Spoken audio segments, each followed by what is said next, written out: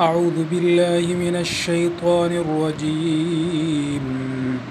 بسم الله الرحمن الرحيم. وإذ استسقى موسى لقومه فقل اضرب بعصاك الحجر فانفجرت منه 12 عينا قد علم كل أناس مشربهم كلوا واشربوا من رزق الله ولا تعثوا في الأرض مفسدين. وإذ قلتم يا موسى لن نصبر على طعام واحد فادع لنا ربك يخرج لنا مما تنبت الأرض من بقلها وقثائها وفومها وعدسها وبصلها. قال أتستبدلون الذي هو أدنى بالذي هو خير اهبطوا مصرا فإن لكم ما سألتم وضربت عليهم الذلة والمسكنة وباءوا بغضب من الله ذلك بأنهم كانوا يكفرون بآيات الله ويقتلون النبيين بغير الحق ذلك بما عصوا وكانوا يعتدون. إن الذين آمنوا والذين هادوا والنصارى والصابئين من آمن بالله واليوم الآخر وعمل صالحا فلهم أجرهم عند ربهم ولا خوف عليهم ولا هم يحزنون.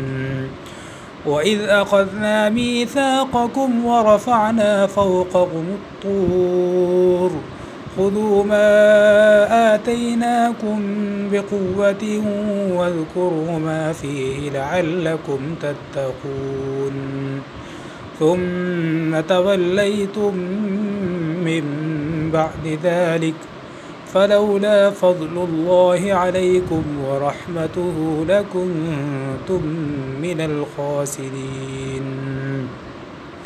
ولقد علمتم الذين اعتدوا منكم في السبت فقلنا لهم كونوا قردة خاسئين فجعلناها نكالا لما بين يديها وما خلفها وموعظة للمتقين.